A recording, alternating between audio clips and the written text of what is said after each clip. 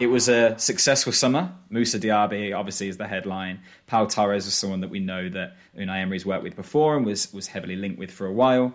Zaniolo and Longley on loan and Tielemans on a free. Who have you been most impressed with out of the new recruits this year? Probably Pau Torres. He was the one that I think we needed to be impressed by for the way that we play. We saw when Unai came in that we struggled to play out from the back for about 5 games, and there was a learning curve. I'd be at the grounds and it'd be like, oh God, just hoof, get rid of it. And you can see the difference by having an actual ball playing centre half that's progressive. For me, he's one of our best players and probably one of our most important players. And, he's integral to the way that we play. I would probably say we've got one of the best central defenders in the Premier League for the way that he plays. And he's just that good. So I would say him. And, when you look at signings that come in and, you see their best attributes in like La Liga and you're thinking, can he bring it to the Premier League? And I think he has. Like, he's absolutely amazing, to be fair. I mean, some fans will criticise, his defending at times, but that's just Villa fans. I mean, we're having a load of it with Zaniolo at the minute, and before that it was Tielemans, and before that it was McGinn or Watkins or Lewis, or there's always got to be a scapegoat. And I think it takes time.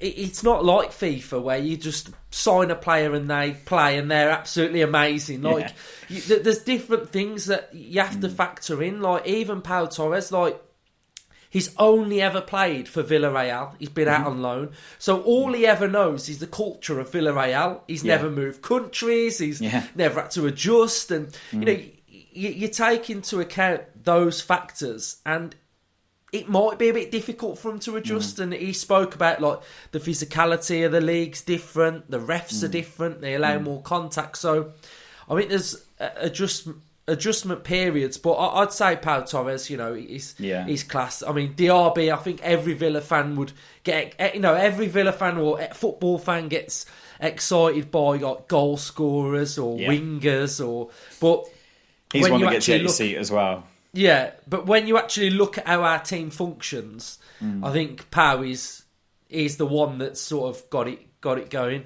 Yeah, absolutely. And do you know what I've been most impressed with as well? This is a player who isn't necessarily gifted with the most pace, and we play such a high line that could lead to a lot of issues. But actually, the partnership he's developed with Konsa so quickly, because the other caveat to his form was, think about how he was thrown into that team.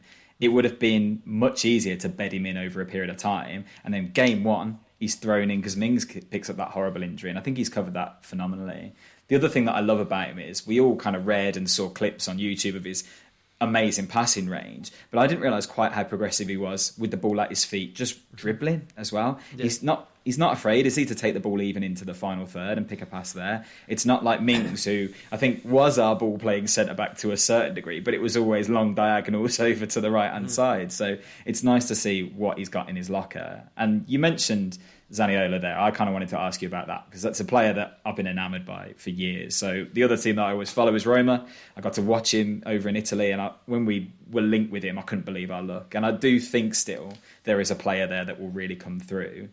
Villa fans haven't necessarily been the most patient with him so far, but have you seen anything that at least gives you a glimmer of hope that there is a player there?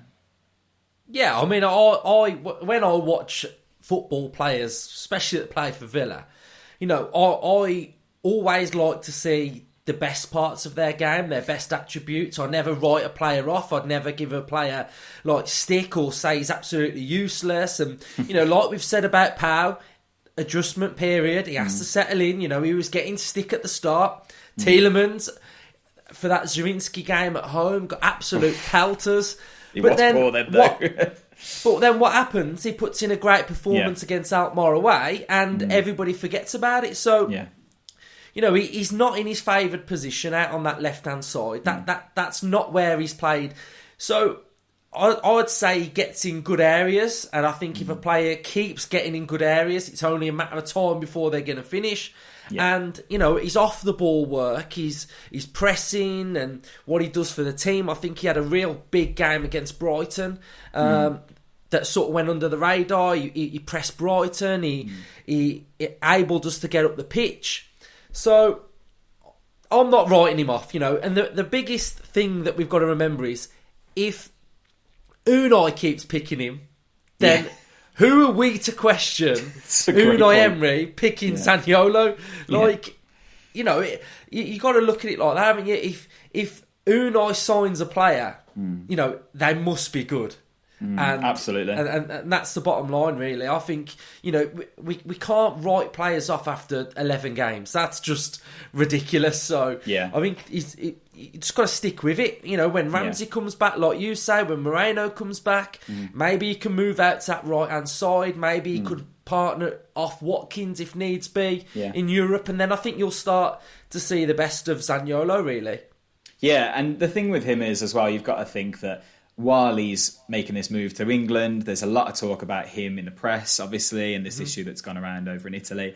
And the Brighton game came straight off the back of that international break, and he was at his best, really. And this is a player who's had 2 serious knee injuries and is still kind of finding consistency with his playing time. And I do think that we still see that dynamic player who's willing to just take a man on. And when Villa have historically struggled to break down a low defensive line, someone that's willing to pick the ball up and carry it through them seems excellent to me. And I think you're right.